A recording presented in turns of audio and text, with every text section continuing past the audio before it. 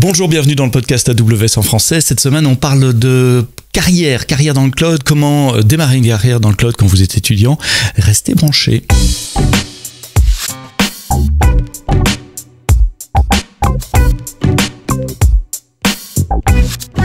Bonjour, merci de nous écouter, merci de vous abonner, de nous donner vos feedbacks sur les réseaux sociaux, sur LinkedIn, sur Twitter, Sebsto, S-E-B-S-T-O. Un des feedbacks que vous nous avez donné de façon assez claire ces derniers mois, c'est vous êtes aussi intéressé de savoir non seulement l'aspect technique des choses dans le cloud, mais l'aspect carrière, comment les gens que j'interviewe ont démarré leur carrière dans le cloud, comment ils ont démarré, comment ils sont arrivés là. Et donc on commence à parler de ces aspects également de temps en temps dans certains épisodes du podcast AWS en français. Aujourd'hui, j'ai le plaisir d'être accueilli par Nada Tlohi, qui est ProServe spécialiste. On va expliquer ce que c'est et d'où elle vient. Bonjour Nada, merci d'être là. C'est quoi ton parcours? Comment t'es arrivé dans le cloud? Et en plus, tu travailles chez AWS. Bonjour, donc je m'appelle Nada, je suis associate ProServe spécialiste. Je suis arrivée chez AWS il y a 1 an et 3 mois exactement. Avant ça, je vais faire un peu l'overview de mon parcours. J'avais commencé par un bac S dans une école française au Maroc quand j'étais au lycée. Suite à ça, j'ai été admise dans une école d'ingénieurs qui s'appelle l'UTC en post-bac. Donc j'ai fait 5 ans qui étaient divisés en 2 parties. Donc une première partie de prépa intégrée où c'était plutôt classique, ça incluait maths, physique, toutes les matières scientifiques avec un peu d'algorithmique pour l'initiation à l'informatique. Et la deuxième partie qu'on appelle la branche, c'est là où j'ai choisi de me spécialiser en informatique. Donc durant cette partie de branche, on est invité à faire 2 stages. Un premier stage en tant qu'assistant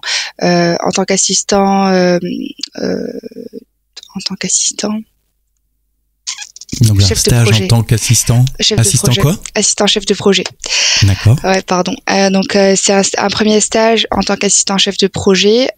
Principalement, on nous recommande de faire beaucoup de développement pour pratiquer le maximum du code, apprendre de nouveaux langages.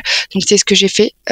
C'était dans l'entreprise de Vinci Énergie. Donc c'était un stage de 6 mois où j'ai été responsable d'un projet qui analysait les web services principaux de l'entreprise. C'était en Java. Et donc ça, c'était ma première expérience clairement dans l'IT, ma première expérience professionnelle dans l'IT. Et la deuxième expérience, c'était chez Amazon, donc retail, et non pas AWS. Et là, j'étais product manager dans l'équipe Pricing France. Donc l'équipe Pricing France, c'est l'équipe qui est responsable de définir les prix que les clients d'Amazon peuvent voir sur le site d'Amazon.com. Donc les prix des articles vendus par Amazon. Voilà. Voilà. En fonction de quoi? En fonction des prix des fournisseurs, des coûts internes et des choses comme ça. Il y a des tas de règles très compliquées. Voilà, le but vraiment, c'est on a plusieurs systèmes qui rentrent en jeu et le but vraiment, c'est de proposer les prix les plus abordables pour les clients. Le but, ce n'est pas de se faire une marge. Le but, c'est vraiment c'est du long terme. C'est le fait de proposer la meilleure expérience pour le client, que ça soit en termes de qualité de produit, le prix, l'expérience après achat. Enfin voilà, c'est le tout pour proposer la meilleure expérience au client. Et donc le prix, il vient pour définir tous ces paramètres rentrent en jeu pour définir le meilleur prix. D'accord. Alors, la partie éducation est assez classique finalement, école d'ingé, etc. C'est pas, enfin voilà, il y a beaucoup de gens qui viennent qui sont dans l'informatique, qui viennent de ce milieu-là. En revanche, ce qui m'intéresse dans ton expérience, c'est qu'il y a ce mythe que AWS engage des professionnels qui ont 5 à 10 ans d'expérience, voire plus, etc. Et toi, c'est pas ton cas. T'as pu commencer très tôt chez AWS. Est-ce que tu as découvert AWS par Amazon? C'est parce que tu as fait ton stage chez Amazon que tu as découvert AWS? Oui, alors je vais te reprendre sur, je vais rebondir sur quelque chose que tu as dit. C'est le fait que AWS, le mythe de AWS recrute que des personnes qui ont énormément d'expérience. Et en fait, ça, c'était vrai pendant un moment parce que il y a longtemps, AWS ne recrutait pas des personnes juniors. Elle recrutait que des personnes qui étaient plutôt expérimentées avec le cloud ou expérimentées dans l'IT. Il s'avère que la demande grandit fortement pour les consultants du cloud et dans le milieu du cloud, et il n'y a pas assez de profils expérimentés, d'où ce programme dont je fais partie, d'où la naissance de ce programme qui est le Graduate Programme. Donc en fait, AWS s'est dit que il y a peut-être pas assez de profils expérimentés, mais donc ce qu'on va faire, c'est qu'on va recruter des jeunes diplômés, des jeunes qui sont motivés, qui veulent apprendre le cloud, qui sont intéressés par le cloud, et nous, on va les former. Et donc ça, c'est le principe du Graduate Programme, c'est que oui, j'ai été recrutée sur les bases de leadership dont on pourrait parler plus tard, et il n'y avait pas un entretien technique par rapport au cloud, parce que clairement, oui, je n'avais aucune expérience dans le cloud, et le but de ce programme, c'est justement de nous former et au bout d'un an d'être des consultants expérimentés dans le cloud. Alors ça, c'est super intéressant parce que ça veut dire on engage des gens comme toi qui sortent de l'école avec juste l'expérience des stages, et pendant un an, nous les formons aux technologies cloud, et c'est ce programme que tu as découvert. Comment tu as découvert ce programme? Avant de parler de ce qu'il y a dedans, ce que tu as fait concrètement pendant un an, comment tu en as entendu parler? Alors, tout comme plusieurs personnes, je ne pouvais pas imaginer que j'allais être recrutée chez AWS. Et à la fin de mon stage chez Amazon, donc chez Retail en tant que Product Manager en pricing, un ancien collègue m'a parlé des possibilités, vu mon background un peu technique, il m'a parlé des possibilités de carrière chez AWS. Et donc, je disais que non, c'était pas possible parce que clairement, je n'ai pas l'expérience, je ne connais rien au cloud. Voilà. Non, c'est pas pour moi. Non, oui. Voilà, j'ai dit non, c'est pas possible. Ça, c'est pour des personnes qui sont là-dedans depuis je sais pas combien d'années, ou qui ont eu un contact. Alors que moi, clairement, je n'avais zéro contact. Et donc, il m'a dit attends, non, stop. Il y a un programme qui est spécialement fait pour ça. Et je te propose de parler à des personnes qui l'ont fait. Et donc, c'est comme ça que j'ai eu un premier contact avec des personnes qui ont suivi le programme, ou avec le hiring manager, et clairement, je me souviens, d'ailleurs, j'en ai parlé plusieurs fois, j'ai eu le premier contact avec le manager. Je lui ai dit, écoutez, je sais pas si ce qu'on m'a dit est vrai, mais moi, je ne connais rien au cloud. Donc, je veux que ça soit clair. Je ne connais rien au cloud. Donc, et là, il m'a dit, non, t'inquiète pas, c'est vrai. On sait que tu connais rien au cloud. mais il y a quand même une base technique. On te demande de connaître un peu de réseau, de programmation, de trucs comme ça. On demande, mais ce n'est pas absolu. En fait, ce qu'on demande, c'est avoir les compétences. Quand on fait une formation d'ingénieur, quand on fait une formation, on fait un master, par exemple, on a cette capacité à résoudre un problème. On peut s'adapter. On sait qu'on a un problème. On peut trouver la bonne stratégie pour le résoudre. Utiliser les bons outils. Avec moi, donc on était une classe, et avec moi, il y avait des personnes qui n'avaient pas fait une formation en informatique. Il y avait des personnes qui ont fait ingénierie en mécanique. Il y avait plusieurs profils clairement, mais c'était des personnes... Le profil informatique n'est pas nécessaire absolument? Non, absolument pas. Non. Et donc, tu as postulé, et comment ça se passe? Il y a une interview? Oui, alors en fait... Des interviews? Oui, juste pour revenir sur les personnes qui n'ont pas forcément fait une formation en informatique, c'est des personnes qui ont montré la volonté de montrer l'intérêt pour l'informatique. Ça veut dire l'exemple pour quelqu'un qui était dans mon cohorte et qui avait fait un master en mécanique, mais il avait fait une certification dans le cloud. Donc il a démontré qu'il avait vraiment un intérêt pour le cloud, et hop, les entretiens se sont bien passés, il a été recruté. Pour le processus, j'avais fait on a un premier entretien qu'on appelle ça un phone screen avec le hiring manager généralement. Et c'est là où il y a un premier échange par rapport à mes motivations, par rapport aux attentes du poste, par rapport à voilà mon expérience, etc. Et ça pourrait aussi arriver qu'il pose des questions leadership principles. Ça, on y reviendra tout à l'heure. Ce sont les 14 valeurs d'Amazon. Il y en a 16 maintenant. 16 maintenant, c'est vrai, on vient d'en rajouter 2.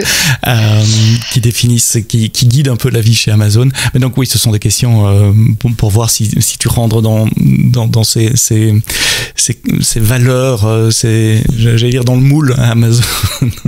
Donc et ça, c'est par téléphone avec le manager de cette équipe. Voilà. Et après ça, si ça se passe bien, donc ça c'est la première étape. Et donc si le manager donne son accord, et ben hop là on passe au loop. C'est le terme qu'on emploie, et en fait c'est 4 entretiens de leadership principles avec 4 personnes différentes qui durent généralement entre 45 minutes et 1 heure chaque entretien, durant lequel pareil, ça sera des questions du type parlez-moi d'une fois où, et c'est là que le candidat devrait démontrer ses principes de leadership. Alors je peux en parler un peu plus parce que j'en fais beaucoup. Juste avant d'enregistrer ce podcast, j'étais encore dans une interview. En fait, ce que tu décris, c'est le processus d'engagement à Amazon. C'est pas quelque chose de spécifique au programme de graduate que tu as suivi. C'est comme ça qu'on engage tout le monde chez Amazon. Et c'est vrai qu'après la discussion par téléphone initiale, on a ces loops, ces 4 ou 5 interviews parfois, qui sont basées sur ce qu'on appelle la méthodologie STAR, qui est pas spécifique à Amazon, mais on vous demande de décrire une situation. Donnez-moi un exemple où vous étiez dans cette situation, et c'est pour apprécier la complexité de la situation et comment vous avez réagi dans cette situation-là. Est-ce que vous avez appris de cette situation, etc. Un exemple d'interview, j'en fais toutes les semaines, donc ça devrait venir comme ça. C'est donnez-moi un exemple où vous avez pris une mauvaise décision. C'était quoi le contexte? Pourquoi vous avez pris une mauvaise décision? Enfin, sur base de quoi vous avez pris cette décision? Elle s'est avérée être mauvaise. Qu'est-ce que vous avez appris de ça? Est-ce que ça vous a servi pour prendre des bonnes décisions plus tard? Voilà, et on cherche des exemples concrets de votre expérience récente, ce qui ne doit pas être nécessairement facile. Si tu as 2 fois 6 mois de stage, tu as quoi, 1 an d'expérience semi-professionnelle, parce que ce sont des stages, enfin professionnels, donc tu dois aller puiser là-dedans pour dire, voilà, dans cette situation, j'ai eu cette situation-là, voilà ce qui m'est arrivé, voilà ce que j'ai appris. C'est vraiment comme ça que ça se passe. Et oui, et aussi le fait que justement, comme tu viens de le dire, on n'a pas, quand on est graduate, on a quoi, 1 an d'expérience professionnelle. Donc les intervieweurs ils savent ça, ils sont au courant de ça, et ils s'attendent pas à ce que tous nos exemples soient tirés du monde professionnel. Ils acceptent aussi donc les expériences de nos études, de la vie durant notre cursus universitaire, des expériences personnelles. Voilà, ce qui compte vraiment, c'est juste l'approche qu'on a envers le problème et la façon avec laquelle on essaie de résoudre, les décisions qu'on a prises, la prise de recul. Voilà, c'est ce qu'ils cherchent. Ils ne cherchent pas le technique. Si vous nous écoutez dans une application de podcast ou sur le web, vous descendez un tout petit peu en dessous du player, vous trouverez les notes du podcast, et là il y a le lien vers les leadership principles, le star interview. Vous aurez tous les liens pour en apprendre plus. Une fois que tu passes ces interviews, c'est pas un stage chez AWS, t'es engagé, c'est un contrat à durée indéterminée. C'est ça, c'est un CDI. Ça aussi, c'est un très bon point, parce que souvent, quand on entend parler de graduate programme, les personnes pensent que c'est un CDD ou que c'est une sorte de stage, mais en fait non, on est en CDI. On a une période d'essai comme n'importe quel employé chez AWS, et on a accès aux mêmes avantages. Voilà, tout pareil. C'est un contrat à durée indéterminée. Sauf que pendant la première année, on n'attend pas de toi que tu délivres, que tu ailles chez des clients, c'est 1 année pour apprendre. Voilà. Et t'es payé pour apprendre. Voilà, et c'est encore mieux du coup qu'un salarié normal, parce que non seulement on est payé comme n'importe quel salarié AWS, mais en plus de ça, on n'attend pas de nous de délivrer directement. C'est 1 an, on est étudiant mais payé. Voilà, on nous forme, on nous aide à monter en compétences, on nous aide à avoir confiance en nous, à apprendre le maximum, et pour que dans 1 an on puisse être des consultants associates qui sont prêts à aller chez le client et délivrer clairement. Alors ça fonctionne par cohorte, ce sont des groupes qui sont engagés en même temps et qui suivent tous ensemble, un peu comme une classe, un programme.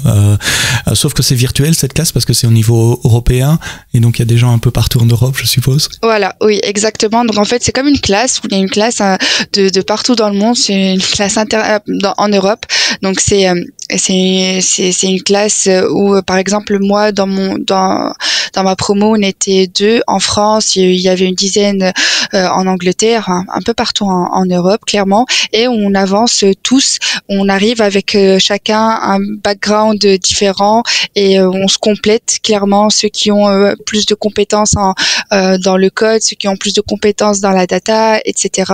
Et on nous apprend à travailler en groupe, on fait des projets en commun, on organise des événements ensemble et voilà, le but c'est qu'on monte en compétences tous ensemble. Alors on va rentrer dans le détail de ce que tu as fait, c'est quoi cette année chez AWS avec des exemples très concrets, mais ça me fait penser à une autre compétence de base qui est requise quand même pour pouvoir rejoindre ce programme, c'est l'anglais, puisque c'est international, il faut quand même se débrouiller à l'écrit, à l'oral et en compréhension en anglais, c'est le seul vrai prérequis. Oui, l'anglais, oui, c'est très important.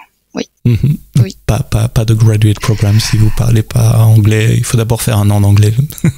C'est important parce que oui, comme tu l'as dit, c'est une classe internationale et oui, on n'est pas donc tous dans la même localisation, donc c'est virtuel. Et souvent, le point commun entre nous tous, c'est l'anglais. Le point commun aussi entre les personnes qui viennent nous former ou nous faire des présentations, nos clients aussi.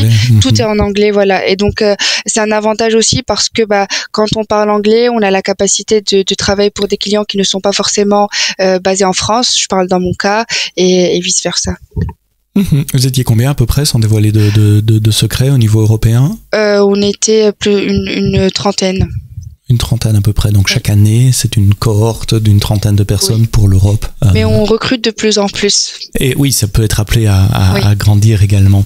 Alors c'est quoi la vie pendant un an en tant qu'étudiant AWS dans le Graduate Programme? Qu'est-ce que vous apprenez et comment vous l'apprenez? Ce sont 2 questions bateau, désolé, mais on va essayer de donner des exemples concrets de comment ça marche. Oui, alors en fait c'est séparé en plusieurs phases. Il y a une première phase, clairement c'est une phase d'apprentissage et on commence à tâter le terrain un peu, comprendre c'est quoi le cloud. On a des personnes qui viennent nous faire des formations un peu comme en cours, nous expliquer les bases du cloud. On est accompagné en fait, c'est quand on arrive en tant que graduate, on est accompagné par 2 personnes, un budgie, et ça c'est le cas pour n'importe quel Amazonien qui rejoint Amazon. C'est une personne qui est là pour répondre à nos questions, des questions de la vie quotidienne d'un employé chez Amazon, nous montrer c'est quoi les tips pour au sein du bureau, à l'extérieur, etc. Et ensuite on a un mentor et cette personne-là, elle va être plus quelqu'un qui va nous aider à développer notre carrière chez AWS. Ça veut dire que le mentor, ça va être forcément quelqu'un qui est dans la même équipe, qui fait le même job. Par exemple, là, ça va être un pro-serve. Donc, ça va être une personne qui fait le même job, qui est plus senior et qui va nous aider à définir les points sur lesquels on doit s'améliorer, sur lesquels on doit travailler pour devenir un consultant associé pro-serve à part entière. Et donc ça se passe avec Alors le mentor, c'est quelque chose qui existe pour les employés Amazon aussi, les nouveaux, donc le buddy pour les choses du quotidien, le mentor plutôt pour le développement de carrière. C'est intéressant parce que ça veut dire qu'on se positionne dans une perspective à long terme, évidemment. Si on investit un an sur toi, c'est pour te garder plusieurs années. Et donc tu penses déjà, ou tu peux te projeter déjà dans une carrière qui est pas nécessairement chez AWS. D'ailleurs, Amazon est énorme. Tu l'as dit, tu as fait un stage chez Amazon Retail, il y a Vidéo, il y a Prime, il y a Twitch, il y a Audible, il y a plein d'occasions futures de pouvoir travailler. Dans la partie formation AWS même, pour revenir à ça, donc il y a une partie lecture ou avec des cours magistraux en ligne, je suppose. On vous réunit pas nécessairement tout le temps tous ensemble dans la même classe. Et puis il y a des aspects pratiques également. Oui, donc là c'était, comme je disais, il y a une première phase, donc c'est la phase apprentissage avec des cours plus théorique. Théorique, style universitaire et tout. Et donc après, on va commencer cette phase où on va commencer à toucher clairement au cloud. On va commencer à construire quelque chose. Et là, on va être séparés en binôme, en trinôme, en groupe pour pouvoir. C'est comme des TP. Quand on était à l'école. Et voilà, on va commencer à faire des mini-projets ensemble pour pratiquer le cloud. Voilà. Donc là, ça va être, et avec ça, il y aura aussi des tests, mais c'est pas vraiment des tests, on n'est pas clairement noté, mais c'est juste des évaluations, mais c'est pas des évaluations du même style que les évaluations à l'école où on est noté, il y a on réussit, on échoue. Là, c'est vraiment des évaluations pour nous aider à nous situer et savoir sur quoi on devrait encore travailler. Voilà. Donc vous donnez du feedback en disant voilà, ça c'est super, c'est comme ça qu'il faut faire, là il y a des possibilités d'amélioration parce que ceci, cela, etc. Voilà, exactement, super, c'est ça. Et en fait ça va être sur tous les points qui sont importants pour un consultant, comment parler à un client, une présentation devant un public, comment expliquer, comment réussir à cerner ce que le client veut, poser les bonnes questions, etc. Donc ça va être la deuxième phase.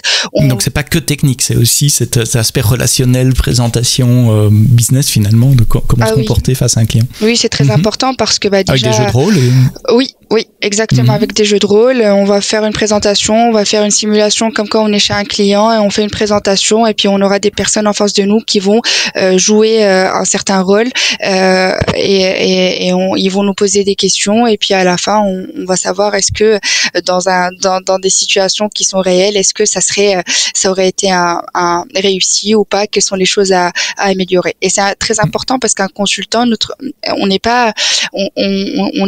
a un contact quotidien avec le client. Donc c'est très important de savoir communiquer, de savoir avoir un bon niveau de vulgarisation si notre interlocuteur il est pas forcément technique. Donc oui, on se concentre pas uniquement sur le code, mais aussi sur l'aspect humain, la communication, etc. Et dans les exemples tu parles de code justement ou d'exercice, tu peux donner un exemple d'une infra que tu as fait, d'une architecture, d'un truc, je sais pas, est-ce que c'est de l'infra classique avec des machines virtuelles, un site web, est-ce que c'est du machine learning, est-ce que l'analyse de données, enfin il y a plein de choses possibles. Oui, il y a plein de choses possibles. Moi, en fait, on a le choix. Par exemple, moi avec mon binôme, on avait eu l'idée de faire une application. Est-ce que tu connais Yuka? C'est une application. C'est une application un peu pour pouvoir scanner les produits qu'on utilise. Oui, Yuka, oui. Pour tester, pour avoir le niveau de green ou de qualité des produits. Tu scannes ça dans ton magasin avec les codes barres. Et donc, nous on s'est dit pourquoi pas en fait reproduire cette même application sur le cloud et avec un plus. Ça serait d'utiliser un service qui est fourni par AWS pour faire un graphe et montrer à la personne combien de produits green comme tu as dit a-t-elle consommé sur la période d'une semaine, un mois, etc.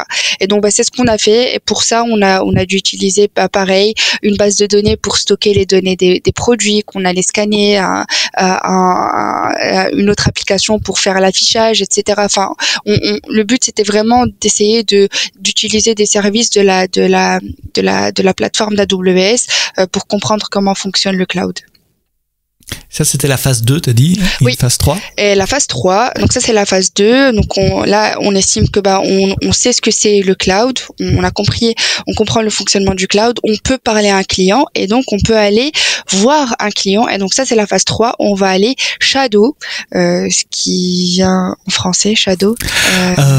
Observer. Enfin, en gros, quand on shadow, ça veut dire qu'on est dans une réunion ou dans une interview, on se tait et on observe. Voilà. Donc, un stage d'observation, quelque sorte, comme voilà. On peut dire ça comme ça. Et donc on va accompagner notre mentor, généralement quelqu'un d'autre, dans un engagement client réel. Donc on va aller avec lui. S'il y a des workshops, on sera présent avec lui. On va voir. On va l'accompagner durant ce projet. Et le but, c'est d'observer, de voir comment les choses se passent et dans le meilleur des cas, commencer à délivrer quelque chose à la fin si on se sent... il n'y a pas de pression pour délivrer, mais bien sûr, c'est, comme on dit, c'est welcome de participer si on sent que on est capable. Et le but, c'est de pouvoir nous donner confiance en nous petit à petit pour pouvoir collaborer dans un projet client. Comment ça se termine cette année? Il y a une phase d'évaluation qui dit ok, c'est bon, vous pouvez y aller. Qui évalue? Comment ça se passe? Oui, donc en fait durant toute l'année, on a plusieurs objectifs à atteindre. Il y aura il y a une évaluation qui est claire, celle de l'évaluation là où il y a le jeu de rôle. On doit pouvoir mener une présentation à bien, et donc ça, quand on peut le faire autant de fois qu'on veut, et donc à un moment les évaluateurs disent bah oui, cette personne elle est prête à aller voir un client. Donc il y a ce genre d'évaluation. Il y a d'autres évaluations qui concernent d'autres objectifs qui concernent les certifications AWS. Ça c'est important parce que il y a des personnes qui le savaient avant de rejoindre le graduate programme, ce qui n'était pas le cas pour moi, et donc elles avaient fait ces certifications avant le graduate programme, ce qui enlève quand même une charge importante de travail. Ouais. Oui, quand même. Et donc ça, c'est des certifications qui se font, qui sont accessibles en ligne à tout le monde. Elles sont payantes. Nous, au sein d'AWS, l'avantage c'est que c'est AWS qui les paye pour nous. Qui les paye. Voilà. Et donc ça c'est l'avantage de les passer quand on est déjà. Combien tu dois en faire et lesquels? Donc on en a passé, moi dans ma promo c'était 5. La première. 5 certifications? Oui, en un an. Waouh. En un an. Oui. C'est impressionnant. Ouais. Oui. C'est la première, c'est la Cloud Practitioner. Ok, c'est relativement facile. Oui, cette année, elle n'est plus obligatoire, donc ils en ont plus que 4 à passer. Les 3, c'est les 3 associates. Donc architecte, sysadmin et développeur de tête. Ouais, sysadmin, oui, voilà, les 3. Et la 4e, une pro ou une spécialité au choix. Moi, j'avais fait une spécialité sécurité, c'est ce que j'avais fait.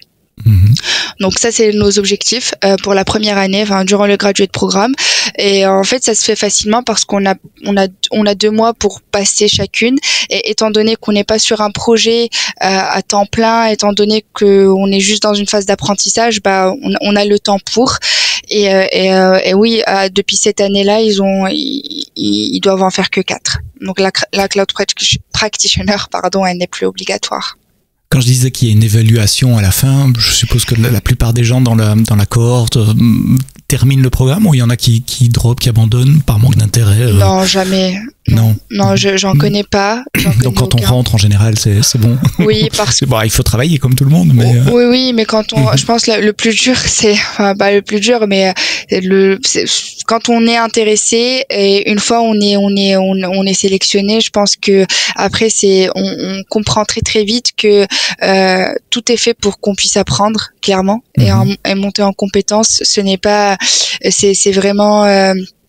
On n'est pas dans une logique d'école avec des examens, de l'élimination. C'est pas du tout. On est dans une société, on investit sur vous. Voilà. Là, je prends ma casquette Amazon pour le long terme, et on a tout intérêt à ce que vous réussissiez, que vous restiez avec nous, et que vous soyez bon dans ce que vous faites. C'est ça. Le but, c'est pas d'effrayer les nouveaux graduates parce qu'on les recrute, justement. C'est un investissement. On est là, on sait que ils vont pas rapporter de l'argent pendant un an, mais on est là, on investit pour qu'ils puissent apprendre, monter en compétences, et qu'ils puissent être des consultants AWS. Après, donc le but c'est vraiment qu'on apprenne clairement, et ce n'est pas de casser ou de voir les personnes échouer. On n'est pas dans une prépa d'entrée d'une école. Voilà. C'est une approche, une philosophie tout à fait différente. Après un an, que se passe-t-il? Alors on l'a pas dit explicitement, mais le Graduate Programme fait partie du groupe ProServe chez nous. On a déjà mentionné ProServe plusieurs fois. ProServe, c'est Professional Services, donc c'est la branche d'AWS qui envoie des consultants chez nos clients pour les aider à réaliser leurs projets.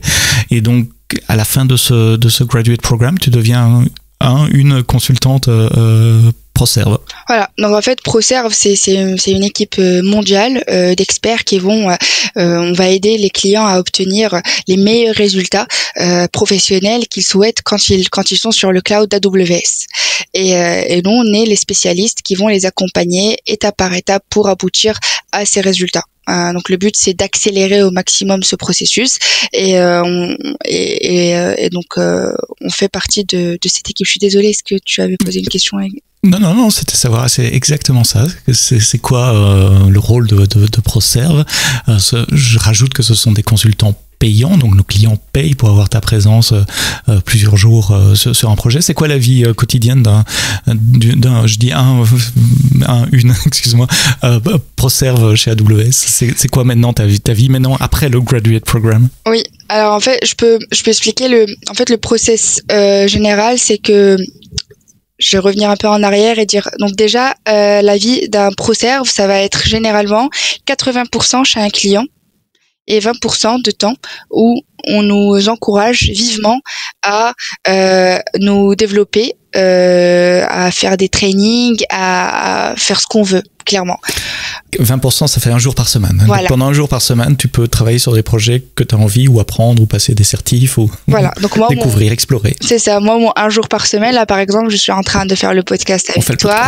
Dans l'après-midi, j'aurai une présentation d'Inclusion, Diversity and Equity. J'ai décidé de devenir facilitator dans ce domaine-là, donc je fais un peu ce que je veux pendant ce jour-là. Je ne suis pas en train de coder toute ma vie en tant que ProServe. Donc ça, c'est important. Ensuite, sur les 80% du temps où je suis avec un client, le schéma d'un ProServe, pour peu importe la spécialité, je peux revenir sur les spécialités après parce qu'on a chacun des spécialités. Et le but, ça serait, donc, on a un client qui arrive avec certains objectifs. Donc, des objectifs, ça pourrait être une migration, ça pourrait être l'optimisation d'un temps de gestion d'information, ça pourrait être la sécurisation de certaines données. Et donc, on arrive et la deuxième étape, ça serait comprendre ces goals et essayer de s'aligner. Parce que, comme tu l'as dit, nous, on est payant. Et donc ça coûte de l'argent et ça dépend aussi du budget du client. Donc le client arrive avec un budget, nous on va lui dire avec ce budget-là, en fonction des ressources qu'on a en temps, en consultant, etc. Voilà ce qu'on peut faire. Et en fait, il faut qu'on s'aligne pour comprendre les priorités du client et ce que nous on peut offrir en fonction des ressources qu'il a aussi. Et lui donner le max. Donc ça va être la deuxième étape. La troisième étape, ça va être une itération constante sur 2 étapes. L'une, ça va être de launcher, de construire, démarrer, construire des technologies qui répondent aux besoins du client. Et à chaque fois, on va les appliquer sur un certain scope. Ça veut dire que, si je donne un exemple pour que ça soit plus clair, si le projet du client, ça va être de sécuriser des données ou de stocker des données chez nous de façon très sécurisée, et ben on va lui dire, il va devoir faire un choix sur quelles données il va sécuriser, les données les plus sensibles, j'imagine, ou moins, en fonction de sa stratégie à lui. Voilà, ça va être le scope sur lequel on va appliquer cette technologie ou cette solution. Et on va itérer jusqu'à ce que on réponde à son besoin. Et la dernière phase, ça va être de l'optimisation. Donc, une fois tous les systèmes ils sont mis en place, on va juste venir optimiser, suivre comment ça fonctionne, comment ça roule et on optimise au fur et à mesure. Donc ça, c'est ce qu'on fait chez ProServe. Et t'es pas lâché dans la nature toute seule comme ça. Tu dis c'est une équipe mondiale, donc t'as tes collègues en France qui peuvent t'aider, et puis dans les autres pays aussi. Ah oui, l'avantage c'est que déjà là par exemple moi je suis junior et donc clairement je ne serai pas dans un projet toute seule face à un client. On travaille en équipe et en fait clairement là pour un processus généralement on a souvent besoin d'un consultant en sécurité, un consultant en data, un consultant ce qui me ramène aux spécialités. Donc en fait, exactement, c'est une très bonne transition sur ce que tu as annoncé avant, les spécialités. Et donc là, on a plusieurs spécialités. Je vais citer les principales. On a donc sécurité. Tout le monde en a besoin. La sécurité, risque et conformité. C'est notre première priorité. Voilà. On a DevOps, ça va être développement et opération IT. Donc c'est des personnes, c'est des consultants qui font énormément de code. Ils sont beaucoup dans l'implémentation. Code d'infrastructure, du CloudFormation, du CDK, ils vont beaucoup implémenter. On a des spécialistes en base de données. On a des spécialistes dans l'intelligence artificielle, le machine learning, et on a des spécialistes dans l'architecture du cloud. C'est ma spécialité. Et en fait, l'architecture du cloud, ça va être comme un architecte, clairement, d'une maison. Vous allez le voir et il vous fait le plan de votre maison. Et ben moi, je suis censée pouvoir faire ce même plan, mais pour mon client qui veut migrer sur le cloud ou avoir une solution sur le cloud. C'est juste que moi, dans mon plan, ça va être tel service qui va communiquer avec tel service en utilisant tel protocole, etc. Voilà. Et donc en fonction des besoins du client, des besoins métiers et du budget aussi. Voilà, en fonction de toutes les ressources qu'on a, en fonction du besoin du client, et on arrive à un compromis, on lui propose une solution dont il est satisfait, et hop, on implémente. Et donc on travaille en équipe, en groupe. Donc dans un projet, on a forcément besoin de plusieurs consultants, un consultant en sécurité, un autre DevOps, un autre voilà, et on va tous travailler ensemble pour que ça marche. Et oui, par exemple là dans mon projet actuel, on était 2 dans l'équipe ProServe France, on avait 3 consultants dans l'équipe ProServe en Inde, on avait un consultant senior security qui était à Amsterdam, enfin voilà, on était un peu partout. Typique d'Amazon aussi, travailler dans des équipes internationales. Oui. Ça fait combien de temps que tu as graduate maintenant, que tu es ProServe spécialiste? Là, ça va faire 3 mois, mais j'avais commencé déjà mon projet en tant que billable il y a du coup depuis 6 mois.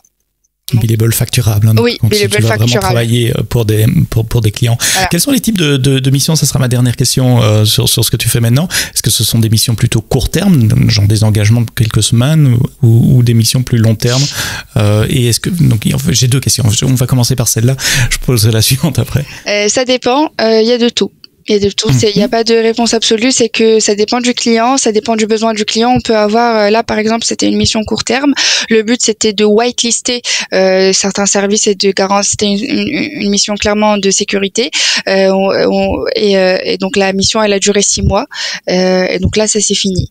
Il y a j'ai d'autres personnes dans mon équipe qui sont sur des comptes qui vont être, ça fait 2 ans qu'ils sont sur la même mission, mais parce que il y avait par exemple une migration pendant les 6 premiers mois, ensuite il y a eu de l'optimisation, ensuite le client il préfère garder un consultant à disponibilité si jamais en fait ça dépend clairement du besoin du client. Ça dépend du client, voilà. Du besoin, d'accord. Donc il y a de tout.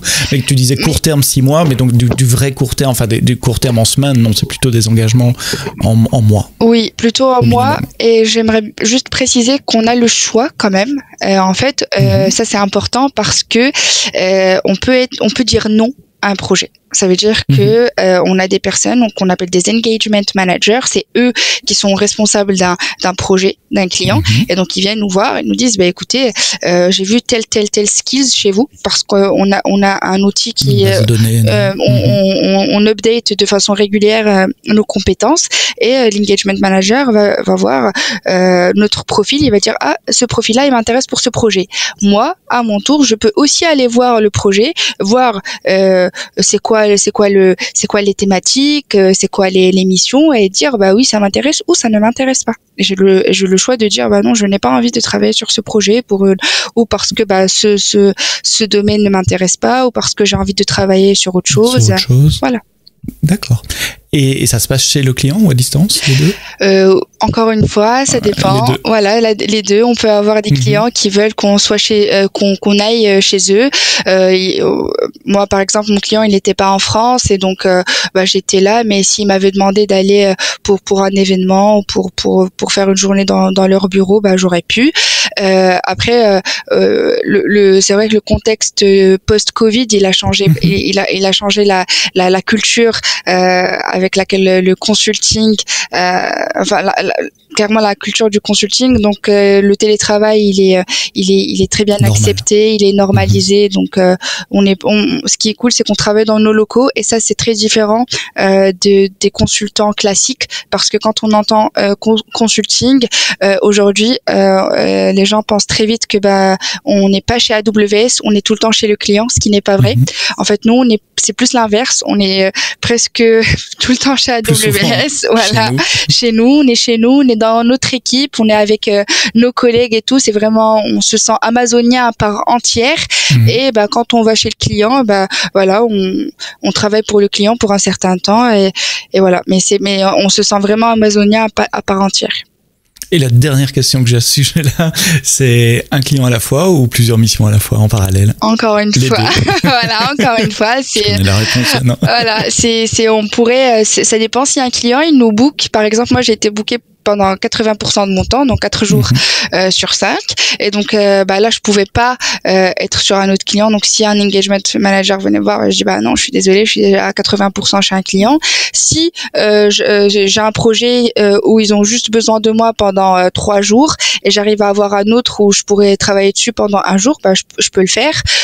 Encore une fois, on est libre de faire les choix qui nous arrangent en fonction de la disponibilité des projets, en fonction de nos préférences. On peut trouver le meilleur compromis selon notre façon de travailler. Voilà, on n'est pas, il y a pas une règle absolue, ce n'est pas cloisonné. Même les spécialités, d'ailleurs, ça c'est bien de le dire, c'est que je suis cloud architecte, mais là mon dernier projet c'était pas du tout de l'architecture du cloud, c'était de la sécurité. Et là prochainement, je ne suis pas obligée de travailler que dans l'architecture du cloud. Donc je pourrais faire une mission DevOps, je pourrais faire une mission base de données, voilà. Voire acquérir d'autres spécialités dans le futur. Ce qui m'amène à ma vraie dernière question. C'est comment tu vois ta carrière chez AWS. Donc là, tu viens de faire 1 an dans le Graduate Programme. Tu commences une carrière en tant que consultant pour Professional Services. La vie devant toi, la vie professionnelle est devant toi. Comment tu vois évoluer ta carrière chez Amazon? À long terme. À court terme, je dirais déjà, ça va être parce qu'on a eu un système de promotion. Donc généralement quand on passe associate, consultant, donc quand on est embauché, on est à niveau 4. Et donc qui correspond au niveau associate. Voilà. Et donc ça correspond au niveau d'entrée quand on est stagiaire ou quand on est nouveau recrue sans expérience. Et donc là, le but, ça serait pour moi de passer au niveau 5. Et donc il y a tellement de possibilités. Je pourrais continuer en tant que ProServe dans mon équipe. Je pourrais aussi passer Solution Architect, qui est un ça c'est vraiment sur le long terme.